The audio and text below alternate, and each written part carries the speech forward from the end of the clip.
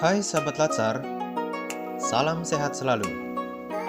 Jumpa lagi bersama saya, Igusti Ketut Sucita Antara, peserta Latsar Lingkup Pemerintah Provinsi Sulawesi Barat tahun 2021.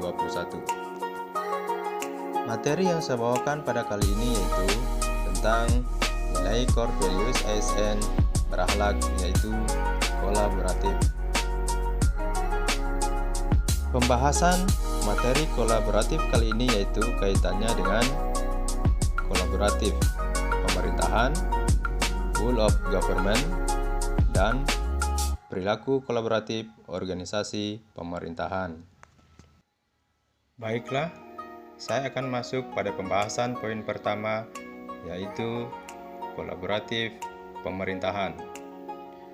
Kolaboratif pemerintahan secara umum merupakan sebuah proses yang di dalamnya melibatkan berbagai stakeholder yang terkait untuk mengusung kepentingan masing-masing instansi dalam mencapai tujuan bersama. Tujuan melaksanakan kolaboratif government yaitu dilihat dari latar belakang berbagai aspek. Munculnya kolaboratif pemerintahan dapat dilihat dari kebutuhan institusi untuk melakukan kerjasama antar lembaga karena keterbatasan kemampuan tiap lembaga dalam melakukan program atau kegiatannya sendiri. Selain itu, kolaborasi juga muncul lantaran keterbatasan dana atau anggaran dari suatu lembaga, sehingga dengan adanya kolaborasi anggaran setidaknya berasal dari satu lembaga saja, tetapi berasal dari lembaga lain yang juga terlibat. Tahapan proses kolaborasi. Yang pertama, face-to-face dialog, yang merupakan semua bentuk kolaborasi pemerintahan dibangun dari dialog tatap muka secara langsung dari tiap-tiap stakeholder yang terlibat. Kemudian yang kedua, trust building, merupakan upaya untuk saling membangun kepercayaan antara yang satu dengan yang lainnya. Yang ketiga, komitmen. Komitmen tentunya memiliki relasi yang kuat dalam proses kolaborasi.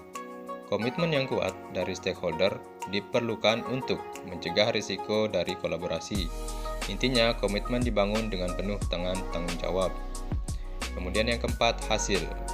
Hasil lanjutan dari proses kolaborasi terwujud dalam bentuk output atau keluaran yang nyata. Poin yang kedua yaitu rule of government. Rule of government adalah sebuah pendekatan penyelenggaraan pemerintahan yang menyatukan upaya-upaya kolaboratif pemerintahan dari keseluruhan sektor dalam ruang lingkup koordinasi yang lebih luas, guna mencapai tujuan-tujuan pembangunan kebijakan, manajemen program, dan pelayanan publik. Oleh karenanya, WOG juga dikenal sebagai pendekatan interagensi, yaitu pendekatan yang melibatkan sejumlah kelembagaan yang terkait dengan urusan-urusan yang relevan.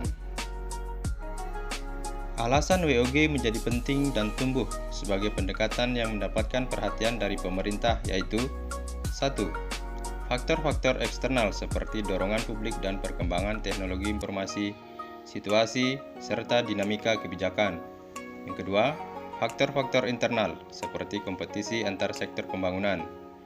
3. Keberagaman latar belakang nilai, budaya, adat istiadat, serta bentuk latar belakang lainnya yang mendorong adanya potensi disintegrasi bangsa.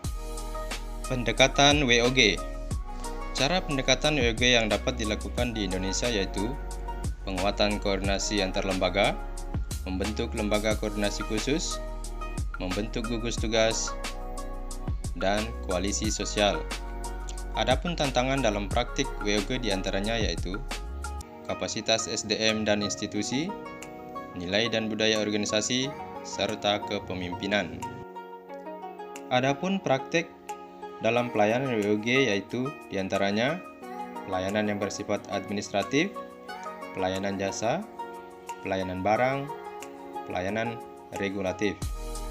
Berdasarkan polanya, pelayanan publik dapat dibedakan menjadi: pertama, pola pelayanan teknis fungsional, pola pelayanan satu atap, pola pelayanan satu pintu, pola pelayanan terpusat, dan pola pelayanan elektronik. Hakikat dasar Pelayanan publik di Indonesia didasarkan pada pembukaan Undang-Undang Dasar Negara Republik Indonesia tahun 1945. Dasar WOG dalam lingkup penyelenggaraan negara ialah Alinea 4 Pembukaan UUD 1945. Dasar WOG dalam lingkup penyelenggaraan pemerintah negara juga adalah Undang-Undang Dasar tahun 1945 Bab 3 Pasal 4 Ayat 1. Dasar WOG dalam lingkup hubungan antara pemerintah pusat dan pemerintah daerah serta antar daerah adalah Pasal 18A dan 18B Undang-Undang Dasar 1945. WOG dalam lingkup penyelenggaraan pemerintah daerah harus melibatkan dan memperhatikan sebagai berikut. 1. Asas penyelenggaraan negara. 2. Manajemen pelayanan publik. 3. Kewajiban Pemda untuk membuat informasi pelayanan publik dan maklumat pelayanan publik. 4. Penyederhanaan jenis dan prosedur pelayanan publik serta pembentukan UPTD. Kelima, pengaduan. 6. Evaluasi pelayanan publik. Dan yang terakhir, partisipasi masyarakat dalam pelayanan publik. Baiklah, masuk pada poin terakhir yaitu contoh perilaku kolaboratif pemerintahan. Salah satu contoh perilaku kolaboratif pemerintahan yaitu dalam hal menangani masalah stunting. Stunting merupakan salah satu masalah serius yang terjadi di negara kita ini, sehingga perlu mendapatkan perhatian khusus dari pemerintah dengan berkolaborasi bersama pemerintah daerah, dinas-dinas terkait, termasuk dengan masyarakat itu sendiri. Mengingat generasi yang sehat akan melahirkan generasi-generasi yang akan membangun bangsa ini ke arah yang lebih baik. Baik teman-teman, mungkin itu dulu materi dari saya terkait dengan materi kolaboratif pemerintahan. Semoga materi ini dapat bermanfaat bagi kita semua. Saya ucapkan terima kasih. Salam sehat, salam semangat.